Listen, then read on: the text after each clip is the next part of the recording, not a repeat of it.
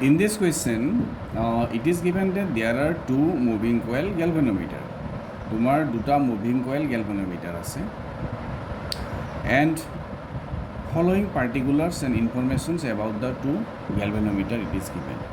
তো দুটা moving coil গ্যালভানোমিটাৰৰ information তোমাক তলত দি দিছে যে ফাৰ্ষ্ট গ্যালভানোমিটাৰ M1 তাৰ কাৰণে তোমাৰ দিয়া আছে R1 that is resistance, N1 that is number of turns, area of the coil and magnetic field B1. Let us write all this information. These are written and these are for the first moving coil galvanometer. M1 or karone information likhine dise and M2 যেটো second moving coil galvanometer আছে তারও information R2 N2 A2 বুলি কোৱা হৈছে আৰু B2 এনেকৈ দি দিছে. R2 means resistance, N2 means number of turns, A2 হৈছে area of coil and B2 হৈছে magnetic field. We are to find out the ratio of current sensitivity and voltage sensitivity. তাৰ আগতে আমাৰ এটা কথা জানা আছে যে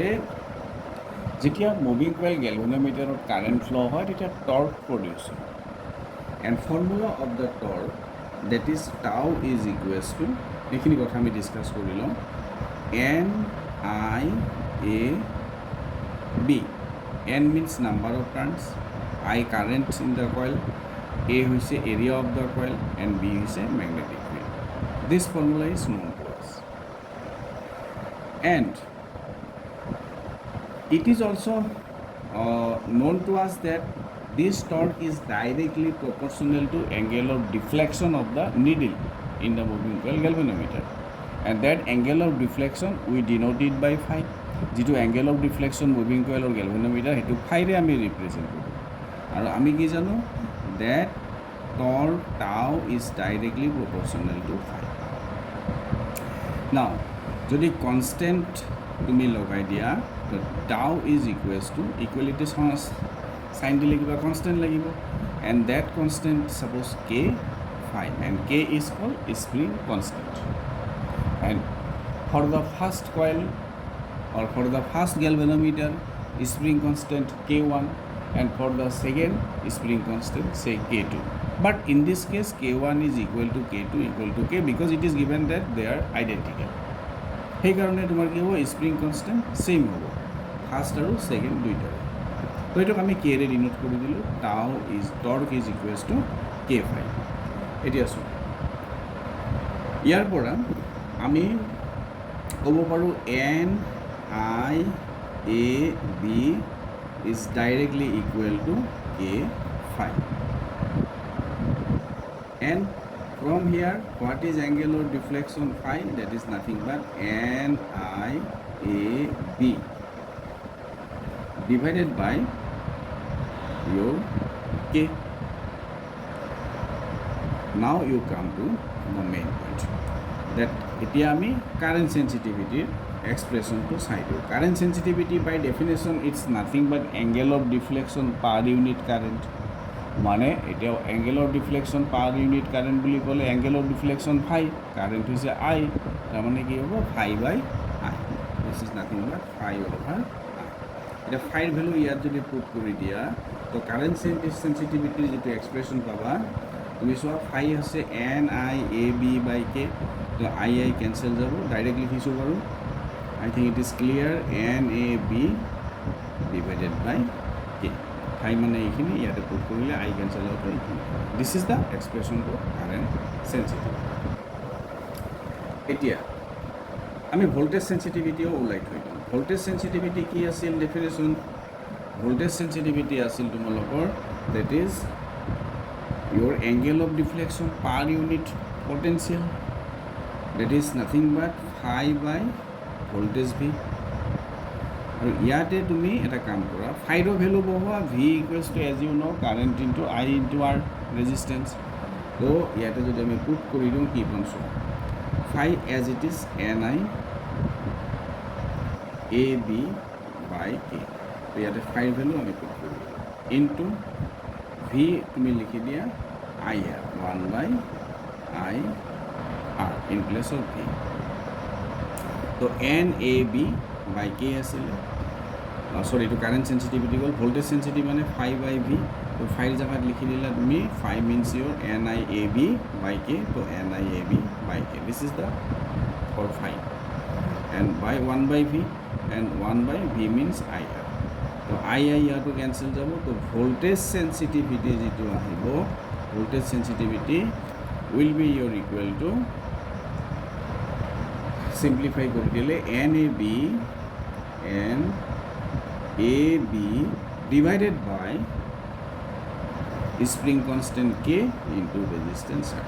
This is your voltage sensitivity আৰু এইটো হৈছে তোমাৰ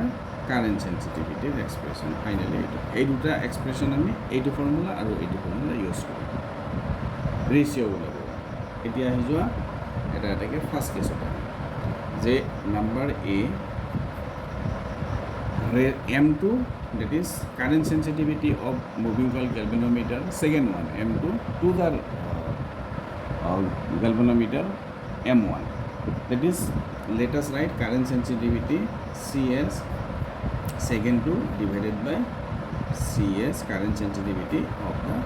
first galvanometer this equal to current sensitivity expression unit NAB by K আছে এটা কাম কৰা ইয়াতে সেকেন্ডটোৰ কাৰণে কাম কৰা N2 A2 গৈ দিয়া N2 A2 আৰু কি আহি যাব B2 by K2 ক'ব নালাগে because spring constant remains the same in either cases দুইটা ক্ষেত্ৰতে সেম K কৈ দিলা ডিভাইডেড বাই তো N2 A2 B2 by K2 and so N2 A2 B2 by K next your CS1 that is current sensitivity our first galvanometer for the first galvanometer let us denote it by N1 A1 B1 divided by K1 হ'ব লাগে K1 মানে কি K তো K cancel যাব cancel হৈ গলে তোমাৰ value আহি আছে কি সোৱা N2 into A2 into B2 divided by here N1 A1 into B1 final step this is equal to now all these values are given এই গোটেইকেইটা ভ্যালু তোমাৰ দিয়া আছে N2 A2 আৰু তোমাৰ B2 দিয়া আছে তো let us put the values N2 is what N2 is your 42 so 42 into and A2 1.8 area of the coil 1.8 into 10 to the power minus 3 into and B2 is how much that is magnetic field 0.5 simply write 0.5 whole thing divided by N1 বহাই দিও আমাৰ N1 কিমান দিয়া আছে N1 here it is N1 30 so N1 is your 30 so let us put here now N1 30 put kori dia into and A1 that is given as 3.6 10 to the power minus 3 3.6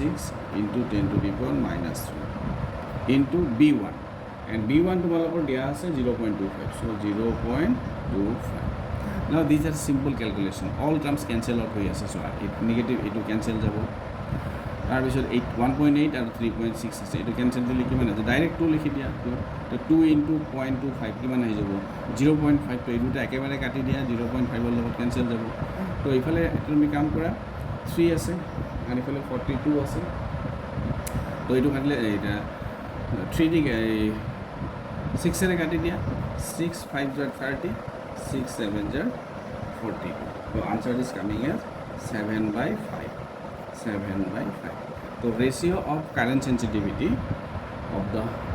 second galvanometer CS2 divided by CS1 that is nothing but 7:5 answer is 7:5 so এতিয়া আমি voltage sensitivity উলাই দিও voltage sensitivity ৰ কাৰণে second question দিছে ratio of voltage sensitivity so voltage sensitivity of second coil to the voltage sensitivity of the first moving coil galvanometer that is VS1 equal to it voltage sensitivity expression already আমি discuss কৰি লৈছো voltage sensitivity expression আহে কি NAB by KR K মানে spring constant তো ইয়াতে আহি যাব সেকেন্ডটোৰ কাৰণে লিখিলে হ'ব তোমাৰ N2 A2 B2 divided by spring constant K, because identical springs, that's why it's remain the same. K into resistance কি আহি যাব তোমাৰ R2, তো আমি resistance লিখি দিম ইয়াতে তোমাৰ R2, resistance R2, holding divided by first এতিয়া মুভিং কয়েল গ্যালভানোমিটাৰৰ কাৰণে যদি লিখা তেতিয়া এইটো হৈ যাব N1 A1 and magnetic field B1 divided by spring constant, দুটাৰ কাৰণে সেম হ'ব, identical spring, that's and resistance কি R1. তো এতিয়া ইয়াতে কে কে কেনসেল যাব, ইয়াত আহি যাব N2 A2 B2 এই R1 ওপৰত গুচি যাব, so R1 divided by N1 A1 B1 into R2 will come here, this is R2. এটা কি জাস্ট ভ্যালুখিনি বহাই দিম আমি। N2 ৰ ভ্যালু তোমাৰ দিয়া আছে 42, A1 তোমাৰ দিয়া আছে 1.8 into 10 to the power minus 3 into B2 দিয়া আছে 0.5 আৰু ৰেজিস্ট্যান্স দিয়া আছে 10 ডিভাইডেড বাই N1 দিয়া আছে তোমাৰ 30 into ইফালে তোমাৰ আকৌ এই A1 দিয়া আছে 3.6 into 10 to the power minus 3 into B1 তোমাৰ দিয়া আছে 0.25 টেসলা into resistance দিয়া আছে, that is R2, R1 ৰ ভ্যালু 10 দিয়া আছে, R2 ৰ ভ্যালু দিয়া আছে তোমাৰ 14, R2 দিয়া আছে 14, এইটো দিয়া আছে 14। এটা বাকি সিম্পল ক্যালকুলেশন ইয়াৰ আছে, ম্যাক্সিমাম টাইম ক্যান্সেল যাব তোমাৰ 10 to the power negative 3 10 to the power negative 3 1.8 by 3.6 মানে 18 by 36 বুলি লৈ লোৱা, তো এইটো কাটি দিলে তোমাৰ সিম্পলি 2 লিখি দিয়া, এটা ইকুয়াল টু 2 into 0.25 মাল্টিপ্লাই কৰিলে 0.5 আহিব, তো এইটোতে একেবাৰে ক্যান্সেল দিয়ে, এইটো লোড ক্যান্সেল যাব,